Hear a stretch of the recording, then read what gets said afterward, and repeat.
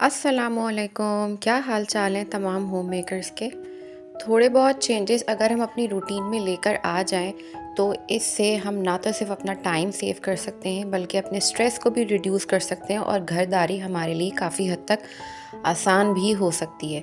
आज मैं आपको बताऊंगी कि ये सारी चीज़ें मैं कैसे मैनेज करती हूँ और मुझे स्ट्रेस बिल्कुल भी नहीं होता और मैं अपना टाइम को भी अच्छे से सेव भी कर लेती हूँ और बहुत अच्छे से मैनेज भी कर लेती हूँ। मुझे हमेशा से बीइंग अ होम मेकर ये लगा है कि इंसान की सोच जो है वो बहुत ज़्यादा मैटर करती है। आप चाहें तो अपने दिन को प्रोडक्टिव भी बना सकते हैं या फिर एक लेज़ी होम मेकर की तरह आप बिस्तर पे सारा पड़ा पड़ा दिन जो है वो गुजार भी सकती हैं। मेरी हमेशा से यही कोशिश होती है कि मैं अपने दिन को प्रोडक्टिव बनाऊं और आजकल बच्चों की छुट्टियां इसके बावजूद मैं टाइमली उठ जाती हूँ। जो मेरा टाइम है 9 बजे का, उससे ज़्यादा मैं लेट नहीं करती क्योंकि डिसिप्लिन भी आपकी रूटीन में बहुत ज़्यादा इंपॉर्टेंट है अगर आप एक प्रोडक्टिव होम मेकिंग रूटीन को फॉलो करना चाहती हैं तो। घर की नॉर्मल रूटीन को फॉलो करते हुए मैं आपके साथ शेयर करूंगी कुछ ऐसी प्रैक्टिकल टिप्स जो कि आपके काम आएंगी। नंबर 1 टिप तो यही है कि सबसे पहले ना मोटे मोटे कामों से अपने घर के कामों को स्टार्ट करें। कभी भी अपने घर के कामों को छोटे कामों से स्टार्ट नहीं करें। अक्सर हम होम मेकर्स यही गलतियां करती हैं कि एक लिस्ट तो बनाई हुई होती है लेकिन स्टार्ट हमेशा गलत तरीके से करती हैं। अक्सर ना हम स्टार्ट भी गलत तरीके से लेते हैं। स्टार्ट लेना भी बहुत ज़्यादा इम्पॉर्टेंट है और कैसे लेना है ये सोचना भी बहुत इम्पॉर्टेंट है। तो मेरी हमेशा ये कोशिश होती है कि जो घर के मोटे मोटे काम है ना पहले उनको निपटा लूँ। जैसे कि अभी आपके सामने मैंने चूल्हा साफ़ किया, फिर जो कपड़े धोने वाले थे जो बहुत ज़्यादा इम्पॉर्टेंट थे वो भी मैंने धो के रखे। इसके अलावा फिर मैं साइड पे हो गई डस्टिंग के लिए। अच्छा, डस्टिंग का मेरा क्या होता है कि मेरे घर में ना डस्टिंग करने वाली बहुत सारी चीज़ें हैं। तो मेरी ना नंबर 2 टिप भी आपके साथ यही है कि जैसे फॉर एग्ज़ाम्पल अगर आप डस्टिंग कर रही हैं ना, तो जो घर के आपके बड़े-बड़े सरफेसेस हैं, जैसे कि मेरा जो ये वाला साइड का कॉर्नर है ना, ये लाउंज में है और इस पे ना काफ़ी डेकोरेशन की चीज़ें रखी हुई हैं और कैमरे में सिर्फ़ आपको ये सिर्फ़ 2 रैक्स दिख रहे हैं, अदरवाइज़ ये जो हैं 3 रैक्स हैं और इनके ऊपर अच्छा ख़ासा सामान है। तो मैं जो हूँ ना, मेरा ये होता है कि डस्टिंग करते में ना मैं पहले इनको साफ़ कर लूँ जो बड़े-बड़े सरफेसेस हैं। बाकी छोटी-मोटी चीज़ें जो मेरे सामने आती रहती हैं रोज़, जिनको मैं ईज़िली जो है वो एक कपड़ा मार के उस पे से मिट्टी हटा सकती हूँ, तो वो तो मैं करती रहती हूँ। लेकिन ये जो मोटे-मोटे डस्टिंग की पार्ट्स हैं ना, जो जगहें हैं, सरफेसेस हैं, उनको फिर मेरा ये होता है कि हफ़्ते में 2 दफ़ा कर लिया। जब भी आप किसी घर को साफ़ सुथरा देखते हैं तो हमेशा याद रखें उस साफ़ सुथरे घर के पीछे एक होम मेकर, एक हाउसवाइफ की डेडिकेशन होती है, सिंसेरिटी होती है और उसकी अनथक मेहनत होती है। तो अगर कभी इस तरह का कुछ देखा करें ना, तो दिल में उस तारीफ़ को ना रखा करें बल्कि सामने वाले को ना जिता भी दिया करें ताकि उसको फ़ील हो और वो और ज़्यादा मोटिवेटेड फ़ील करे अपने घर को और ज़्यादा अच्छे से साफ़ रखने के लिए। अपनी होम मेकिंग को स्मूथ तरीके से चलाने के लिए बहुत ज़्यादा ज़रूरी और इम्पॉर्टेंट है कि आप ना थोड़ा-सा आगे की सोचकर प्लानिंग करें।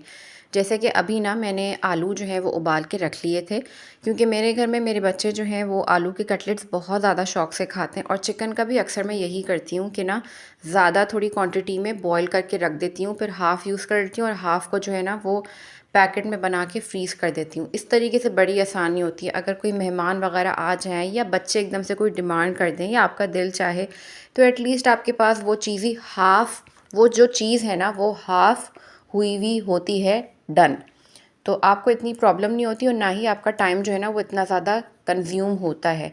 ये छोटी-छोटी चीज़ें होती हैं जिनका अगर हम ख़्याल रख लें तो हमारा टाइम भी सेव हो जाता है और हमारी एनर्जी भी सेव हो जाती है, वरना कुकिंग करने में तो बहुत ज़्यादा टाइम लगता है। आलू जो है ना मैंने उबाल के रख लिए थे और अभी जो है वो मैं अपने बच्चों के लिए ही कटलेट्स बना रही थी। अच्छा, ये मैं बता दूँ कि ये जो आलू है ना मैंने 1 दिन पहले बॉयल करके रख लिए थे और चिकन भी मैंने 1 दिन पहले ही बॉईल करके रख ली थी, तो उससे मुझे बड़ी आसानी हुई क्योंकि मैंने 1 दिन पहले से जो है वो प्लान करके रखा हुआ था कि नेक्स्ट डे जो है मैंने कटलेट्स बनाने हैं बच्चों के लिए। तो मुझे ये था कि अगर एटलीस्ट मैं चिकन और आलू बॉईल करके रख लूँगी तो मुझे थोड़ी-सी आसानी हो जाएगी। और इंसान को अपने रूटीन का ना बेहतर पता होता है। हर होम मेकर का अपना एक रूटीन होता है, डिफरेंट होता है, किसी का भी एक जैसा नहीं होता। कोई मॉर्निंग में कुकिंग करता है, कोई सुबह में करता है, कोई शाम में करता है। तो आप अपने रूटीन को बेहतर जज करके अपने जो पूरे दिन के टास्क हैं उसको प्लान कर सकती हैं। यहाँ पे जो है ना मैंने आलूओं को अच्छे से मैश कर लिया था और इसमें मैंने 2 ब्रेड के स्लाइसेस डाले और अभी जो है वो मैं चिकन श्रेड करके डालने लगी हूँ। अच्छा, ये जो मैंने चिकन बॉईल की थी, ये मैं पूरी इसमें नहीं डालूँगी बल्कि हाफ़ ही डालूँगी, और हाफ़ जो है ना मैंने फ्रीज़र में रख दी थी। नेक्स्ट स्टेप इज़ के हम ना हमेशा अपने घर वालों को खुश करने के चक्कर में अक्सर औक़ात अपनी रूटीन में कुकिंग को ख़ास कर लेके कुछ ऐसी डिशेस जो है वो बनाने का प्लान कर रही होती हैं, जो कि हमारे लिए कभी-कभी न्यू भी होती हैं, मुख्तलिफ भी होती हैं और थोड़ी सी डिफ़िकल्ट भी होती हैं। तो इस बात पे ना मैं आपको ये कहना चाहूँगी कि प्लीज़, अगर आपको लगे ना कि आपका रूटीन जो है वो आज का टफ़ होने वाला है या थोड़ा सा डिफरेंट होने वाला है, तो उस दिन जो है ना एटलीस्ट अपने कुकिंग के काम को ईज़ी रखें और कोई भी ऐसी डिश जो है वो चूज़ ना करें जो कि आपके लिए बिल्कुल डिफरेंट हो। अक्सर हम ख़वातीन, मैं अपनी ही बात करूँ तो हम तो जो है ना वो इंस्टाग्राम पे या यूट्यूब पे जो है या फ़ेसबुक पे कोई भी अच्छी सी वीडियो देख लेती हैं और हमारा दिल करता है आज तो हम ये बनाएंगे। अब वो क्योंकि नई रेसिपी होती है तो हमें ट्राई करते में डर भी लग रहा होता है, लेकिन दिल चाह रहा होता है कि हम उसको ट्राई भी करें। तो एटलीस्ट उस दिन इस न्यू रेसिपी की ट्राई करने के चक्कर को ना पालें, जिस दिन आपका जो रूटीन है वो थोड़ा सा आपको पता है कि टफ़ होने वाला है या बहुत ज़्यादा काम करने वाले हैं। क्योंकि होता क्या है, फिर इससे हम ना मेंटली जो है वो एग्जॉस्ट हो जाते हैं और फिर चीज़ नहीं अच्छी बनती और कोई तारीफ़ नहीं करता ना तो दिल और भी ज़्यादा दुखता है। तो उससे बेहतर है कि जिस दिन आपके काम ज़्यादा हैं आप आसान काम रखें, आसान कुकिंग रखें। अब मुझे पता था कि मेरा आज का दिन जो है वो थोड़ा-सा टफ़ होने वाला है अलोंग विद द टास्क, और मैं बिल्कुल रेडी थी इस दिन के लिए। पहले से ख़ुद को अगर माइंडली प्रिपेयर भी कर लिया जाए ना दिन के लिए, तो भी ज़िंदगी बड़ी आसान हो जाती है और रूटीन में रहना भी बड़ा आसान हो जाता है। अच्छा, मुझे पता था कि मेरे बच्चे जो हैं, जो आज मैं चिकन का सालन बनाने वाली हूँ, वो बिल्कुल भी नहीं खाएँगे, तो इसीलिए मैंने उनके लिए आलू के कटलेट्स बनाने का डिसाइड किया ताकि मेरे लिए आसानी हो। और जब भी मैं आलू के कटलेट्स बनाती हूँ ना, तो मैं अपनी आसानी का ज़रूर सोचती हूँ। मैं हमेशा ज़्यादा क्वांटिटी में बनाती हूँ आलू के कटलेट्स, और मेरे कटलेट्स होते भी मोटे-मोटे, क्योंकि मेरे बच्चों को मोटे साइज़ के पसंद है। अब प्लीज़, अब आपने मुझे यहाँ पे ये जज नहीं करना कि इतने मोटे साइज़ के कटलेट्स आपने क्यों बनाए। मेरे बच्चों को जैसे पसंद है, हर घर का अपना एक स्टाइल होता है, मैं बिल्कुल वैसे ही बनाया है। पहले ज़माने में होता था कि हावन दस्ते पे चटनियाँ जो है वो पीसी जाया करती थी, मसाले जो है वो फ्रेश जो है वो घर में ही बना करते थे, और सासें अपनी बहुओं को बिल्कुल अलाउ नहीं करती थी घर से बाहर के मसाले ख़रीदने के लिए। लेकिन अब मैं कहती हूँ कि जहाँ इस ज़माने के हमें कुछ डिसएडवांटेजेस हैं तो एडवांटेजेस भी हैं, जैसे कि ये हैंड ब्लेंडर जो कि मेरे पास पूरा एक सेट है और इतने टाइम से है। इस तरह की चीज़ें ना आपको अपनी लाइफ बनाने में बड़ा हेल्प देती हैं। इस हैंड ब्लेंडर से यकीन करें, मेरा जो काम है ना वो तकरीबन कोई 2-3 मिनट में हो जाता है। ब्लेंडिंग में कितनी देर लगती है आपने अभी देखा, मैंने आपके सामने सारी चीज़ें डालनी उसको ब्लेंड कर दिया। तो इस तरह के गैजेट्स जैसे कि हैंड ब्लेंडर हो गया, या फिर आजकल तो आटा गूंदने वाली मशीन भी आ गई है, उसको भी ख़रीद के रखें। इन चीज़ों को ख़रीदने में कोई बुराई नहीं है, ज़माना बहुत आगे जा रहा है और हमें अपनी सोच को बदलना होगा।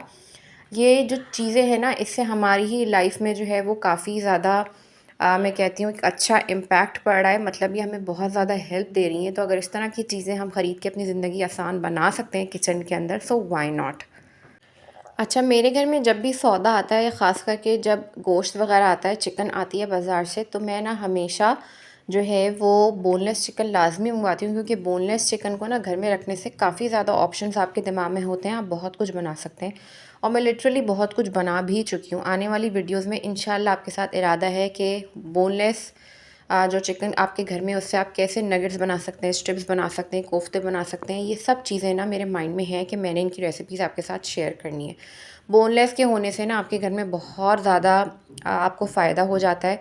मुझे जब कुछ नहीं समझ में आ रही होती ना, तो मैं बस बोनलेस निकालती हूँ। ये मेरी एक स्पेसिफ़िक सी एक मखसूस सी रेसिपी है जिसको मैं फ़ॉलो करके ये चिकन बना लेती हूँ, और मैं और मेरे हस्बैंड बहुत शौक से खाते हैं। कटलेट्स तो ऑलरेडी मैंने बना के रखे हुए थे, तो मुझे पता था कि अगर बच्चों ने नहीं खाए सालन तो एटलीस्ट वो ये तो खा लेंगे। मेरे बच्चों को चावल भी बहुत ज़्यादा पसंद है, चावल भी मैंने बॉयल करके रख लिए थे। थैंक यू सो मच, आपने अपने कीमती वक्त में से मेरी वीडियो को देखा, और इंशाल्लाह मैं कोशिश करूँगी कि आपके लिए आने वाले वक्त में भी यूज़फुल वीडियोज़ बनाऊँ। अल्लाह हाफ़िज़।